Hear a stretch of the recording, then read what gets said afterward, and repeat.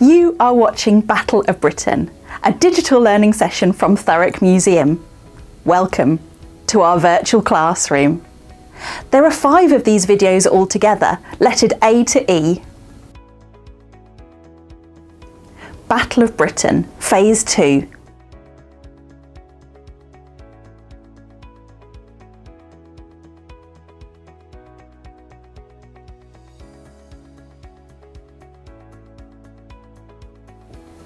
This session is about Phase 2 of the Battle of Britain, where the Luftwaffe, the German Air Force, went up against the RAF, the Royal Air Force, in the skies over Britain. If the Luftwaffe had defeated the RAF, as they planned, the Nazis would have been able to invade Britain. In the activity at the end of this session, I'm going to ask you to imagine yourself as a pilot during Phase 2 of the Battle of Britain and write a diary for a week. You have to chase off enemy aircraft 4 to 5 times a day. The siren sounds day and night and bombs drop. Friends are killed. You're getting more and more tired and worn out. Phases of the Battle of Britain.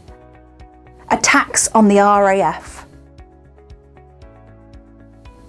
From the 12th of August 1940, the Luftwaffe were ordered to destroy the RAF as soon as possible. Targets included radar stations, airfields and communication centres, like the one in the background of the picture. The Alderstag Eagle Day attacks on the 13th of August 1940 were affected by bad weather, but concerted attacks on the RAF in the following weeks brought them close to defeat. Every effort was made to increase British aircraft production. However, pilots were killed more quickly than new ones could be trained. The WAF ladies pictured stayed on duty as bombs exploded and the building they was working in was falling down around them. People in the WAF and RAF were in constant danger while at work. When off duty, it became impossible to get a good night's sleep, with the siren sounding day and night. It made concentrating on life and death situations at work the next day even more difficult.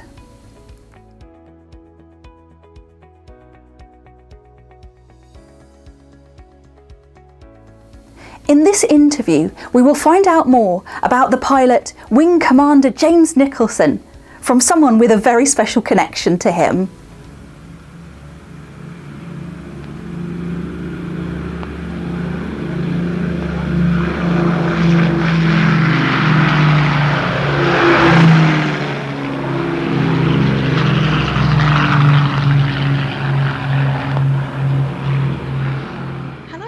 Please could you introduce yourself? Oh, hello. My name is James Nicholson, although everybody calls me Jim. And what connection do you have with Thurrock? Well, I've worked in Thurrock for the council for the last 18 years in a variety of roles, helping people in the community. Brilliant. Why is Wing Commander James Nicholson special to you? Well, because he's my uncle. And obviously being such a famous, brave man, I've always been very interested in him and his story. He was the only fighter pilot in the whole of the Second World War to be awarded the Victoria Cross. Wow. And he won that, or was awarded that, for his bravery during the Battle of Britain. I mean, it's a thing that goes back several generations, that the firstborn son in our family is always called James. My grandfather, if you can see behind me, there's a photograph of him. He was James Nicholson.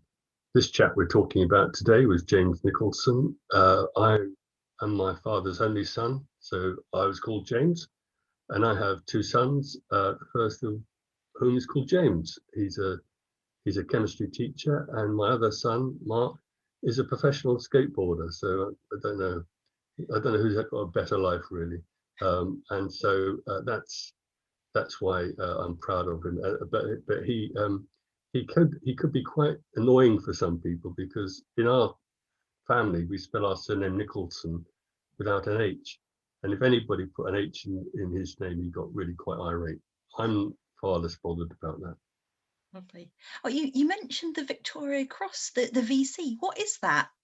Well, the VC stands for Victoria Cross, as you say. It's the highest award for bravery that you can get in this country, or indeed in the Commonwealth.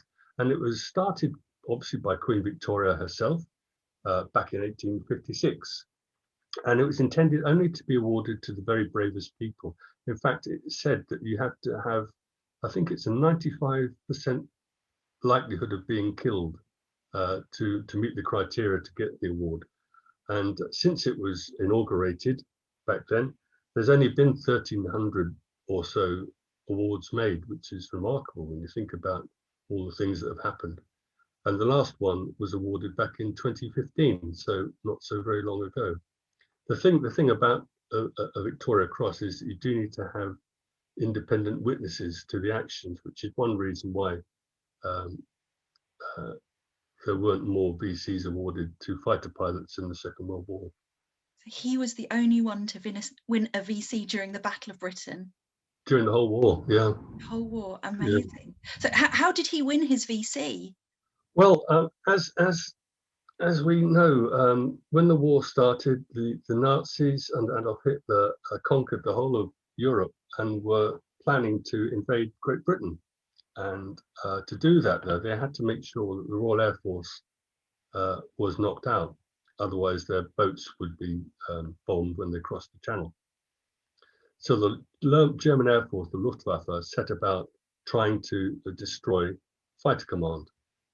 And my uncle was a Hurricane pilot during the Battle of Britain. And in August 1940, right at the very heart of the Battle of Britain, he got involved in an incident. It was on the 16th of August, about 1 o'clock in the afternoon, and he was flying his Hurricane. And if I just show you that, I think you'll get to see this a bit later on. The thing about the Hurricane is it's a very good plane. It wasn't as fast as the Spitfire, but it had one major weakness, which was that the pilot sits here, but right in front of him is a fuel tank.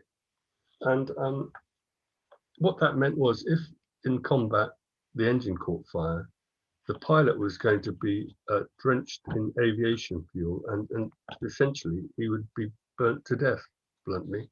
So the advice always was, if you were in a Hurricane and it caught fire, you had to bail out immediately, because otherwise it would blow up, or you were going to be literally burnt to death. So they took off to deal with a German raid over Southampton, and whilst they were making their way to deal with the German bombers, they were attacked by some German fighters. So my uncle had 2 other Hurricanes with him, and all 3 were damaged.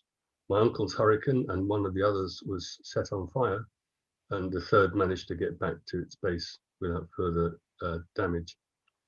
So the pilot of the other Hurricane, remembering his instructions, bailed out, and my uncle was getting ready to do the same thing when the German plane that had shot him down came past. And he was so angry at being hit that rather than bail out, he got back in the Hurricane in the cockpit. He had machine gun bullets hit him in his ankle.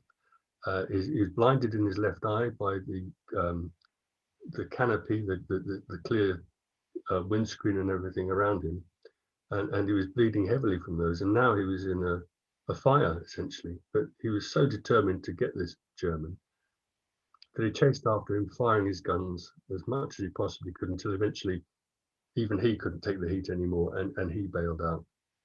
And when he got down onto the ground, a crowd had gathered, and it's a crowd that watched the combat, and so therefore they could provide the independent witnesses that were needed. And there was a policeman who came along, and he dictated to the policeman a telegram, which is like an old-fashioned text, to tell his wife that it said, "Darling, just got shot down, very slightly hurt, all my love, Nick." And when the policeman showed this telegram to my uncle for him to agree it, he got quite angry with the policeman and told him to do it again, because he put an H in his surname, Nicholson. But he went to hospital, and he was put in a room on his own, darkened room, and he remembers telling his wife that he heard somebody going past whistling and being told to be quiet. There was an RAF pilot dying in that room. And my uncle thought, well, who could that be? Because it's only me in here.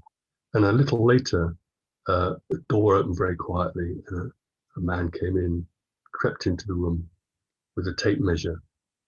And he was the undertaker coming to measure up my uncle for his coffin. But to the surprise of everybody, my uncle survived and started to make a good recovery. Wow. And when he was still in hospital, a little while later, he got told that he was to be awarded the Victoria Cross.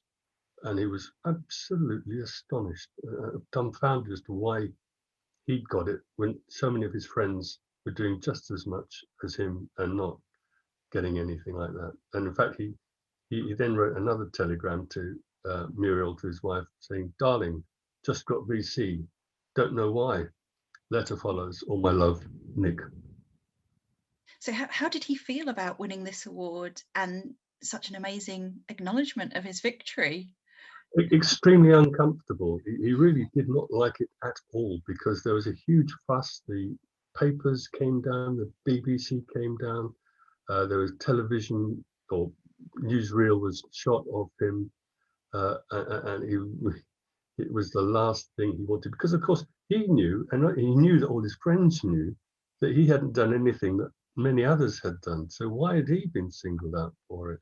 And the worst thing of all was that he had to give a radio interview to the BBC, and his friends never let a day go by without taking the mickey out of him, because of him having to describe what a brave man he was. And of course, it was not like that at all. And in fact, when he was given the VC, if you don't always wear the medal, you sometimes have a little piece of ribbon, and he refused to have the ribbon sewn onto his tunic, until he got told that if he didn't, he'd be in trouble, because that's what he was supposed to wear.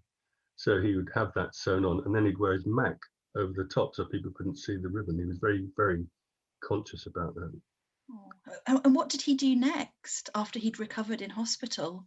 Well, he was so keen to get back flying. He felt a real pressing need to justify to the world, to his friends in the Royal Air Force, but I think most of all to himself, that he did actually deserve the award. It really did put a great strain on him, and he got very keen to get back flying, and so he managed to get to command a squadron in the Far East. But just before he left, he got a telegram from his wife Muriel, which said, "Darling, Nicholson Jr.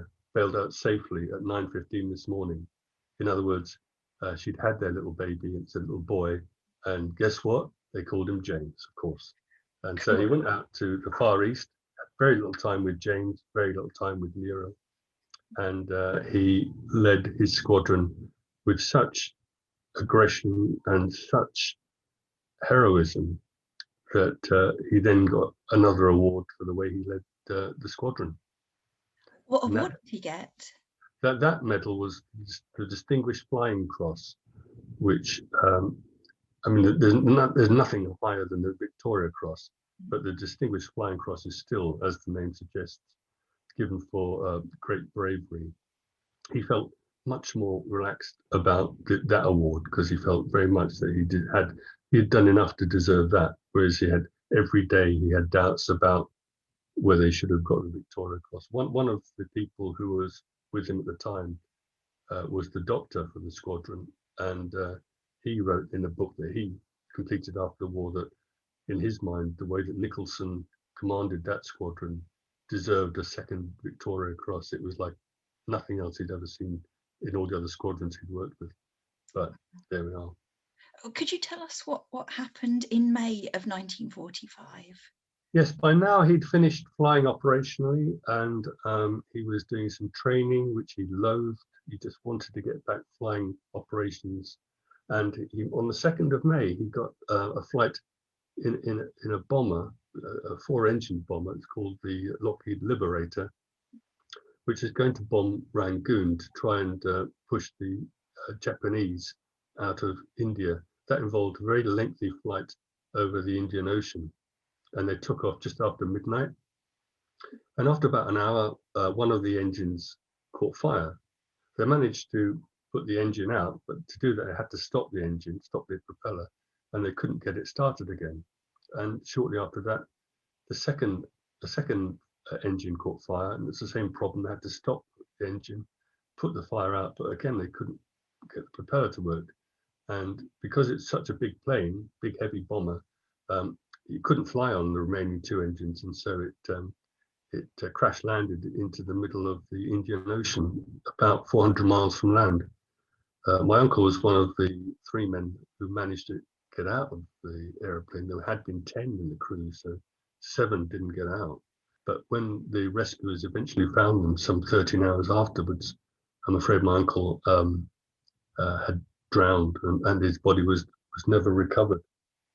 And what about Muriel? Well, she was sent a telegram telling her that her husband, James, was killed, and it arrived on the morning of the 8th of May, 1945, which was VE Day, Victory in Europe Day. And what that meant was that the war in Europe was now over and we'd beaten the Germans. You may have seen lots of photographs and video of the streets filled with people laughing and singing, dancing, and church bells were ringing. Everyone was celebrating, everyone was so happy. And she'd just been told that her beloved husband had been killed, and she was now a widow facing a very uncertain future, and her poor little son no longer had a daddy. And again, just going back quickly to the Battle of Britain, did he ever talk to his family about his experience during the Battle of Britain? I don't think so, because he didn't want to worry Muriel or the rest of his family. I mean, everyone knew that the pilots are fighting enormous odds and suffering great casualties. So I don't think he wanted to say any more. But what little he did say was all about what good fun it was, and how much fun his friends were, and that they were all having a smashing time. And of course, that wasn't the case at all, because there was, I think, just under 3,000 pilots in the Royal Air Force at various stages during the Battle of Britain, of whom nearly 550 were killed, and many more, like my uncle, wounded, some very badly indeed. And so the risks were that any one day there's a fair chance of you either getting killed or very, very badly hurt. And remembering that the average age of the pilots was only 22, every day on average 5 of them were killed and maybe 15 badly wounded. And that eventually took its toll on morale, and the image sometimes you used to get in the old films of everyone laughing and playing chess and cricket and football and scampering off to the planes. I'm afraid if it was like that at the beginning, it certainly wasn't like that after very long, because the men were exhausted. They had to be ready in their planes at dawn, which in August is about 5 in the morning, and they had to stay ready to fly at a moment's notice right through till 10 o'clock at night, maybe. So you can just imagine, even if you weren't flying, there's stress or thinking any moment you could fly, and who knows whose turn it is to get killed. All day, every day, for weeks, was just phenomenal. Really, really tough. And how is James remembered today?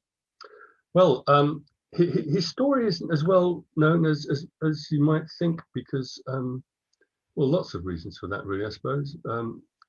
But I know a number of people have been trying to put that right, and started a while ago when a book was brought out about my uncle. It's there now. Some other things have been done. The Royal Air Force bought the Eurofighter in 2015, which was the 75th anniversary of the Battle of Britain, and they kindly painted it as if it was my uncle's Hurricane. They invited me up, and they very kindly let me sit in it. which was fantastic. They wouldn't let me fly it, very wise. I wouldn't have a first idea, but that was great. And I do give talks about it, and I try to get people as involved as much as possible in it. And one of the things I like to do is when my uncle was recovering in hospital, he formed a group, well, sort of a group. Somebody knew how to play the guitar, somebody knew how to play the drums, and he got hold of a swanee whistle, which he used to blow. And if you've ever seen one of these, it's a hopeless thing. It goes, I don't know how that helped. Happily, there's no recordings still of the music they made, so that's good. But the other things that happened, a junior school in Southampton got to hear about my uncle and the fact that he had fought defending the people of Southampton really chimed with them, and they started raising funds through things like raffles and sponsored silences, and they got their parents involved, and they raised the money to put a plaque in the school, and they named a new building that they were just finishing at the school as the Nicholson building. And so I was delighted to be invited down to open or to unveil this plaque. And having done that, they thought that it needed to do even more, so they kept on with their fundraising, and they got another plaque put up right in the middle of Southampton in the town for everybody to see. So I think that's great. And what about his medals? Can we go and see them? Yes, absolutely, because in the 1980s, Mural was starting to run out of money, really, and they decided very reluctantly to auction them, to put them up for sale. Well, I decided I was going to go and bid for them, and I was going to pay up to £500 for these medals. But I didn't realise just how valuable they were, because the first bid was £20,000, and that quickly went up, and eventually it sold for, I think it was £110,000. And that was then. If they're on sale today, it would be many, many times more expensive than that. But the medals themselves are on display at the Royal Air Force Museum at Hendon. So the people that bought them very generously donated them to the RAF, and so you can go and see them today. Wonderful. Thank you very much, Jim. It's an absolute pleasure. Thank you. Thanks to Jim, we can start to imagine what life must have been like for James. Attacking the RAF was a strategy that could have worked. Even brave pilots like James needed to rest and recover sometimes. If Phase 2 of the Battle of Britain had continued much longer, Britain could have been defeated and invaded, just like Poland, Denmark, Norway, Belgium, Holland and France. The only thing that made us different was the luck of being an island and the dowding system, which gave warning when an aircraft passed over the sea towards us. The night of the 25th of August 1940 caused another change in the progress of the Battle of Britain. We've talked quite a lot about Fighter Command, who defended the skies of Britain. On the 25th of August, RAF Bomber Command, their role was to attack countries considered as enemies. They got all the way to Berlin for the first time. Hitler, the leader in Nazi Germany, was furious, and he demanded that British towns and cities were attacked in revenge.